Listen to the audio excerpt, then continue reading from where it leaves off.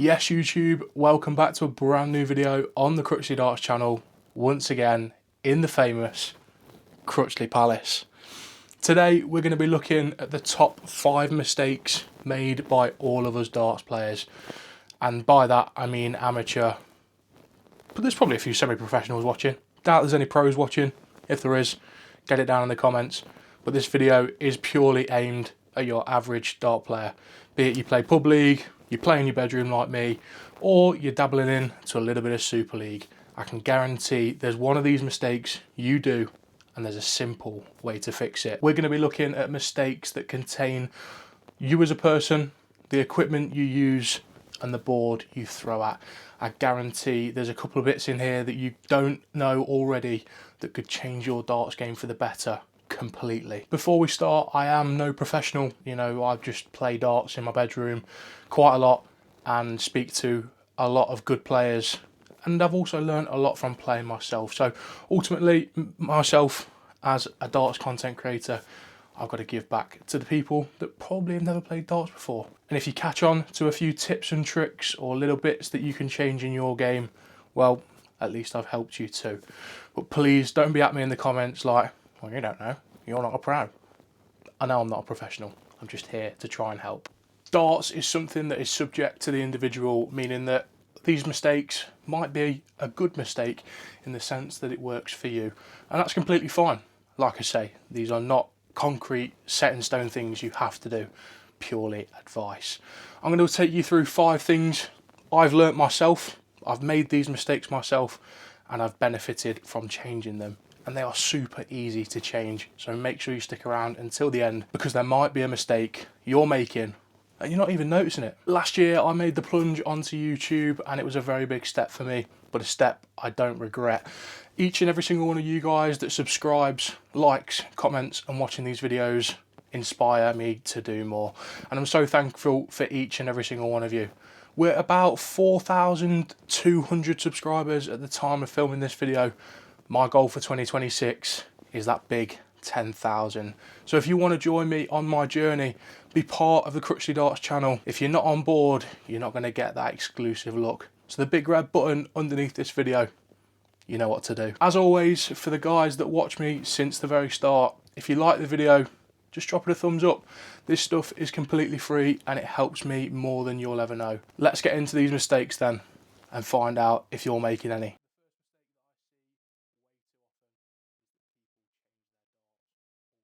The first mistake that I see way too often is that people change their darts all the time. And that's a natural human instinct. If something's not going the way you want it to go, you look for something to change. And the easiest thing to change is the equipment you use.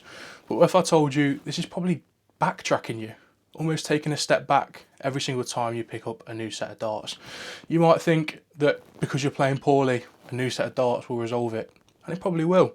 The thrill of owning a new set of darts is good, but it dies very, very quickly because they're probably not the darts that actually suit to you. Now, how do you know what darts suit to you? Great question. In some of this, you have to have a trial and error basis, but it's better to not use your money on a trial and error basis than keep buying new darts. And that's why dart shops are so important. Most of you guys would have seen my dart shop diaries, and there's plenty more to come in 2026. But the one thing all of them shops have offered is a try before you buy system. Take some time to throw darts that you probably wouldn't throw upon the eye. Something that might look a little bit different, a little bit against the norm, because them darts might be for you. Now, behind me are a lot of set of darts, and you're probably thinking, well, you can't be giving this advice if you don't stick to one dart. Thankfully, I've been sent a lot of these sets, and I enjoy using them from time to time. But the one thing I said to myself when starting darts was that I wanted one set to stick to, no matter what was happening. They would follow me. And those set of darts were my bespoke handmade set from Gray's Darts. Now, I approached these later in the year 2025 and I wanted a set of my own darts purely because I had too many sets coming through the door that I just wanted to pick and chuck all of the time. It's great for me as a content creator, throwing darts, previewing to you guys, but if I want to play darts, I don't want to be picking up a set every single set of the game. It's just not fair on me, and I'm never going to find what truly works. And thanks to Gray's Darts, plenty of planning, and what I actually enjoy, we came up with an absolute masterpiece. And I'm absolutely buzzing with what I've created because ultimately they're a dart suited to me. If you want to make your own bespoke darts, Gray's Darts, they'll be on screen now. Get in touch, get an inquiry in, because ultimately changing your equipment is one of the worst things you can do over a quick period of time. To fix this mistake then is quite easy. Just pick one set of darts. Give yourself a time frame, a good amount of time frame. If you're playing regularly, say look, I'm not going to touch another dart for a month. Monitor your progress, good, bad, scoring, doubles, day to day if you can on apps like Dart Counter to see if those darts are for you. And if you're really not enjoying the game, look for another set. But by using that one set for a sustained period of time, you'll find out a lot quicker what you do like and what you don't like. And if you're certain on what you like, you can get a set of your own bespoke darts. Another very common mistake and something I get asked way too regularly is about the points that you use. Now, we're in a world, we're fortunate to have a lot of companies now with interchangeable points, and changing your points has never been so easy. But sometimes that is a bad thing because people are changing their point length when they probably don't need to. Pros on the stage use longer points. Instantly you're going to think, I need to use longer points, but maybe your throw style is not suited to that. The same as darts, it's a bit of trial and error. If you're finding that your darts are standing up in the board, there's no need to go for ridiculously long points because you can already see the treble bed. You don't need an extra 10, 15 mil. However, if you're suited to that throw, you grip to the front and you need a bit of extra length on the point, then that is completely fine. Don't feel like just because the pros use 40, 45, 50 millimeter points that you have to use them too. Personally for me, I found my range between 30 and 32 millimeter and they work completely fine for me. For you guys, you don't need to overcomplicate it and it's really as simple as sticking to one set length. If you find that you're not seeing what you want to see, go longer. If you feel like there's a bit of fishtailing, not much control in the point or the dart, you've probably gone a little bit too long. So just trial and error it. It's very easy fix, but what you don't want to be doing is changing from 30 to 40 to 26 to 25 to 24, so on. The last thing you want to do is keep on changing because it's not going to have any consistency to your game, and consistency is key when it comes to darts. So find that point and stick to it. Don't keep changing. This next tip doesn't include darts at all. Instead, we're taking our focus onto the thing we throw at. At the minute, we've got the Harrows Fortis dartboard up on the wall. It's been up here about 3 weeks and it's held up really, really well. In terms of the initial usage stage, this is probably one of the best holding up dartboards there is. You'll see a little bit discolouring in the white segments, and that's because me and my brother predominantly use black points, so the coating does wear off into the sisal. Completely normal. Now, you're probably thinking, Ben, there's loads of life left in that treble. What are we doing with the dartboard? We are rotating it. Now, rotating your dartboard is one of the most important things if you want to get life out of this beauty, and that goes for every single dartboard, and why most brands now are going for that symmetrical look. Rotating your dartboard was something I never did, and it's something I regretted instantly because my first dartboard didn't last nowhere near as long as I wanted it to, and that's an issue because they're quite expensive and I don't want to keep on buying brand new boards after a month or two. I want them to last 4, 5, maybe 6 months. I'm going to show you how to rotate your dartboard. It is super easy. For me, I rotate my board every other week. So every 2 weeks, I give it a spin, miss a segment. So if the 20's here, I miss the 18 and use the 13 segment. Purely just how I do it. You can do it however you'd like to. But the most important thing is you rotate it, because then we get an even spread across the board and we can rotate it 10 equal times. And if you've done it correctly, you may even be able to get another 10 rotations out of it. Now, depending on how much you play, you might feel you have to spin your board more often, and that's completely fine. I get about 2 hours a day use on my board, sometimes more. Nah, No, there's never less. We're getting a good amount of 2 hours a day. Sometimes there's more. So this board's holding up really well, in my opinion, compared to other boards that I've used. The Harrows Fortis is definitely up there. The first step for me rotating my dartboard is to take off my target Omni. Now the beauty of this, it just clips on magnetically to the outside of the dartboard. I'll pop that down on the floor where we can find space. There we go. Next is the surround. That just comes off and we'll spin the dartboard, miss the 18, land on the 13. Take away the numbering, make sure the 20's back at the top because we don't want to be throwing a sideways dartboard. Now you're probably looking at this behind the dartboard and going, what is that? That right there is soundproofing. This is on a stud wall and it rattles and shakes like nobody's business. So this behind it takes away a good amount of the impact. I could get a Winmore Whisper. I probably will end up getting a Winmore Whisper. But if you want a nice, cheap noise reduction, soundproof foams, I got them from like Amazon for 12 quid.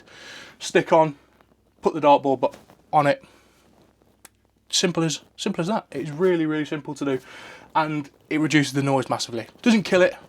I think the Whisper will probably kill the noise more than the foam pads, but it's reduced the noise and it's reduced the complaints. We've now give the dartboard a spun then. We're now landing in a fresh treble 20, but we need to make sure it's level. So we're going to use our trusty Winmore Spirit Level.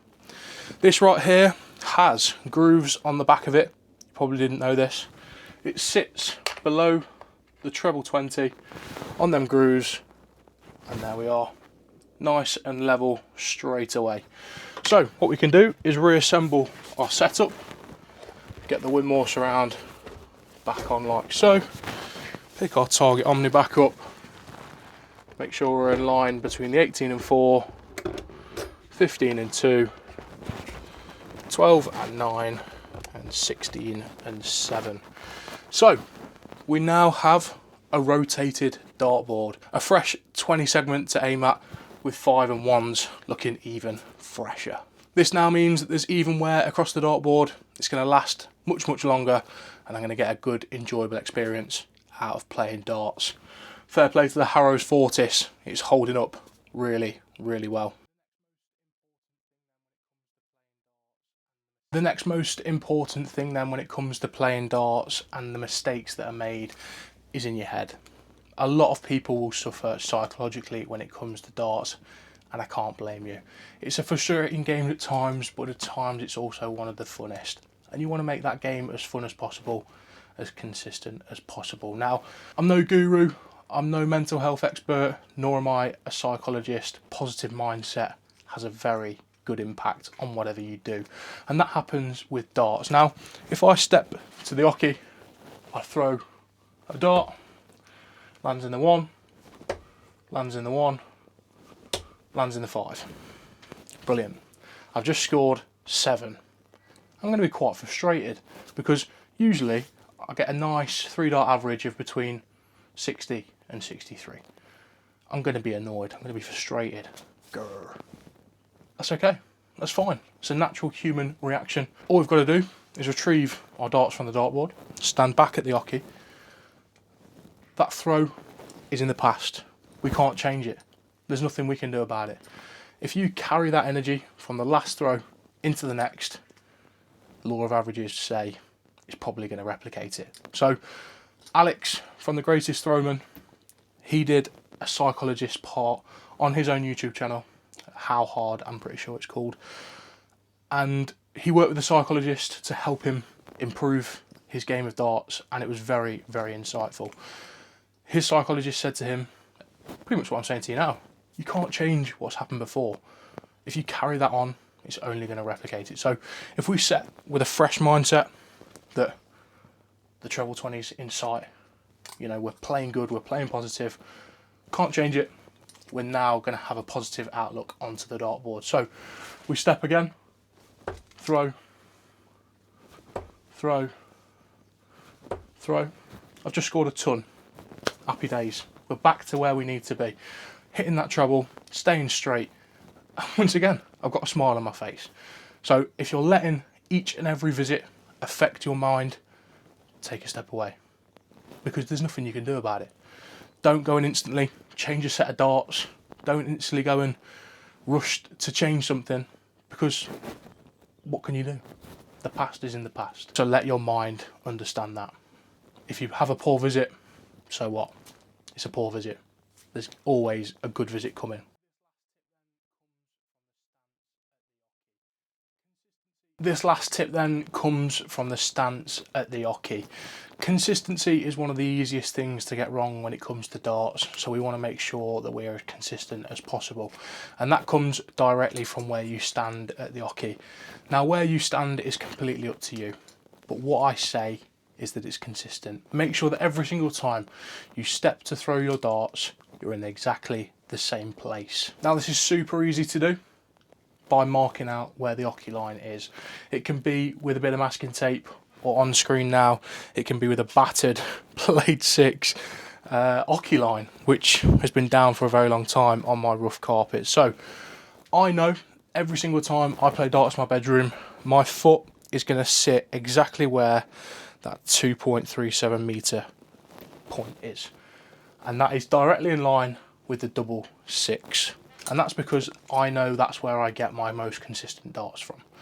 If you're a beginner watching this, you've never played darts before, if you are right-handed, stand in line with the treble 4, place your foot in line with the treble 4 and mark it. Somewhere on the floor, mark it, because that's where you're going to stand every single time. If you're left-handed, stand in line with the treble 9, place your foot in line with the treble 9 and mark it. The same thing. That's the easiest way to gain that consistency. If you're fine, you're drifting left, right, way too often, move an inch either way until you find that sweet spot. But every single time you step to the oche, for me, it's second nature. I know exactly where I need to be every single time I throw the dart, and that comes through repetition. Whether you have to look down, sometimes you will do. I have to look down, just check that the foot's there, in line with the double 6, and throw. I'm not going to throw now because I'd be throwing directly at the camera, and I don't fancy buying a new one. So, yeah, doesn't matter what you got on the floor. It could be some battered oche line. It could be a bit of masking tape. It could be a laser oche. It could be anything. All I'll say is have that point on the floor that matches to the point on the board. If that helps you, great, because it's definitely helped me. A wonder. A massive thank you to Aidan Kirk for teaching me the ways of where to stand. And now I can replicate that onto you guys. There we have it then. Plenty of mistakes that you guys probably make on a daily basis. I definitely did anyway, and hopefully we now have our resolutions to make us more consistent, squash those mistakes and become better dart players, because ultimately that's what we all want to do, don't we? If you've made it this far in the video, you're a legend. I absolutely appreciate you, and there's not many that stay to watch until the end, so thank you very, very much for your support. I want you to be recognised. Get down in the comments and tell me one darting goal you've got for 2026. I'd love to hear them, and other people would be like, what's he on about? So it's great to know the few of you that do watch till the end can be appreciated in the comments. As always, take it easy. Ya BOSH. Like and subscribe. BOSH. Bye, friends.